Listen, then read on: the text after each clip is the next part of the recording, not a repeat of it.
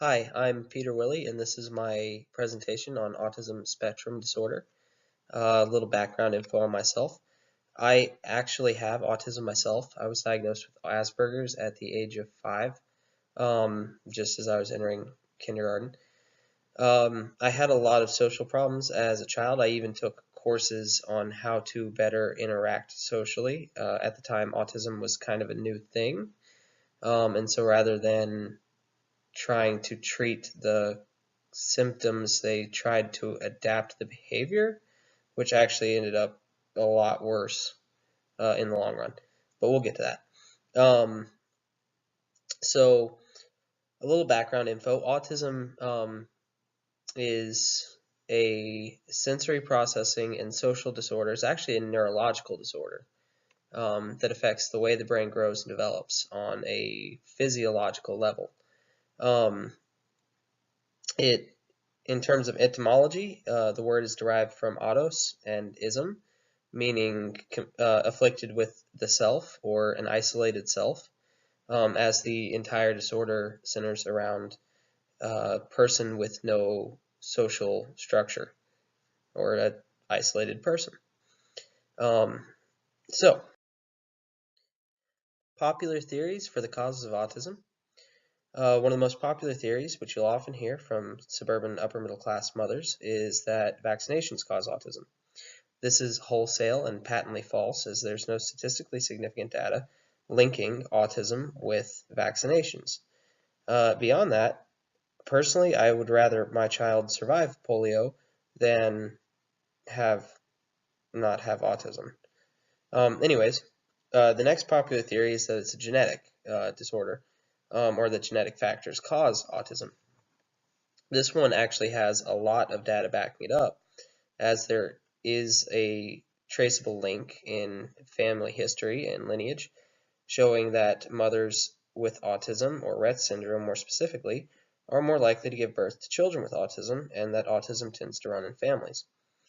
While this is statistically viable, there has yet to be any scientific evidence pointing to a specific genetic factor or gene that would cause autism, which is possibly a good thing. The Autism Speaks Foundation spends most of their research on trying to find a cure for autism, and that cure is actually a prenatal screening for autism, which isn't necessarily a good thing because it would probably lead to a lot of autistic babies being aborted. And your opinion on that is your own. The next one is environmental risks, and this one is actually equally as promising. They found that mothers that are exposed to a certain amount of pollutants in parts per million are more likely to give birth to children with autism. Um, Whether this is because pollutants damage key sequences in our genome, or if it is epigenetic, or if it is simply a direct environmental interaction, is yet to be fully understood, but it's interesting research nonetheless. And the final thing is it could be related to the development of the brain. Simply hormonal responses and signaling responses during early childhood development could shape the way that the brain grows. But these theories all have to center around very early childhood development, as a child starts displaying autistic traits around 2 years old. Sensory processing disorder. Sensory processing disorder, or SPD, is a neurological disorder in which sensory information the individual perceives results in abnormal responses. This is a quote from Star Institute. All that is to say that an individual with autism will experience normal sensory input at an elevated rate or intensity, and sometimes incorrectly. You'll often see small children with autism having fits out in public, and that's because the noises to them are extra loud, and the lights are extra bright, and it goes even farther than that. I, as an autistic individual, can always feel every piece of clothing touching my body, and every single hair on my body constantly moving. It's this hyper awareness of every sensory input that's constant. Um, you know, sometimes it gets aggravating when you start to manually breathe or think about your blinking or how your tongue doesn't fit in your mouth. Well, that's kind of an all the time thing for an autistic person, but to an extreme. Um, so if you're already feeling all of the input from your body that you should be ignoring, extra input is just too much. So beyond that, it also links with synesthesia, in which sometimes you will hear colors or see sounds. Um, I know that personally, I will feel things incorrectly on my body. So if I get pain in a shoulder, it will cause an itch in my foot or various different places. I haven't mapped it out yet. So anyways, that's one of the biggest factors, or one of the biggest symptoms of autism, and what causes the most grief in young children.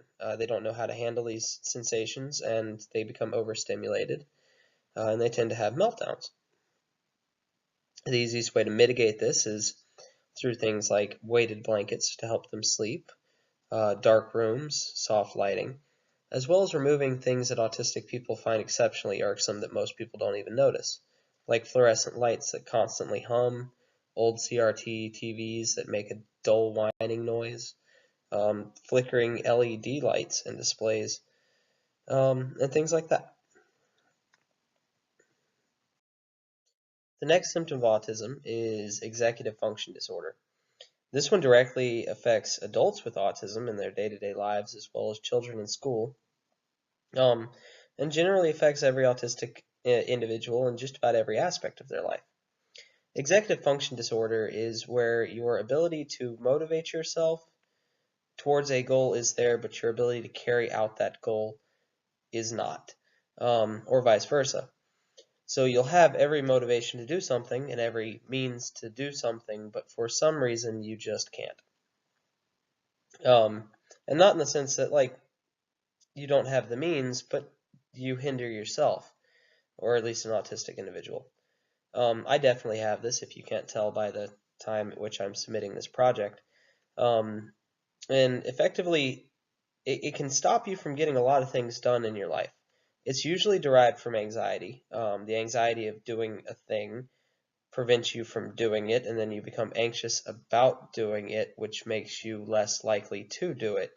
Um, so, like a child with homework would be nervous about doing the homework even though they know the materials and know they wouldn't be nervous after they do it, and so they don't do it. Or a job that you want to apply for that you're qualified for and you're prepared to interview for and you just don't go.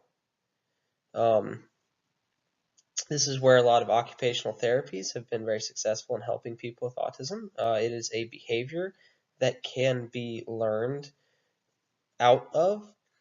Effectively, as a child, the misinterpretation of a child's actions and the inappropriate response to the intention of that child causes an executive functioning disorder, wherein the child associates his actions with wrong reactions and becomes afraid to react at all. So the next is the social ramifications of autism, and there's pretty much only one, and that is subconscious discrimination. Now, of course, there is overt discrimination, but in today's society, that's not quite so much of a problem, especially with the help of the ADA. But there is a lot of subconscious discrimination, a lot of stereotypes people hold in their head that they unintentionally prejudice against. Not every autistic person is great at math and science. Not every autistic person is Rayman or is Sheldon Cooper from The Big Bang Theory. In fact, those are some of the worst representations of autism, at least in the opinion of the autistic community. That being said, there are more subtle discriminations in our day-to-day lives. The lack of social ability in an autistic individual will cause people to misinterpret their interactions. typically in a hostile way. So when an autistic individual says something blunt or without tact, people will become aggressive even though the original intention of the autistic person might have been mundane or even sincere. Personally, I get this a lot. I come off as hostile in my day-to-day conversations, but I've since decided to just roll with it and get that reputation as the overly honest, blunt person. So, in conclusion, we spoke today about what autism is and the issues that come with it. We also spoke about how autism is really just a quirk that makes people different. It's not so much a disease as it is a uniqueness. In fact, amongst autistics, we prefer the term neurodiverse. And finally, we talked about how autism is a spectrum. And that is, none of the traits described today are specific or intrinsic to any one individual. Any person with autism can have any number of the traits I discussed, and at any level. Some people have great executive functioning but horrible sensory issues. Some people don't have sensory issues but have horrible social and communication skills. And some people have a mix of all three at varying heights. Typically, the worse you score in a category, the higher you are on the autism spectrum, with the lowest being what was known as Asperger's. So I hope that through this presentation you've learned a little bit about what it is to be autistic and maybe have a more open mind with your autistic friends in the future. Thank you very much for your time. Goodbye.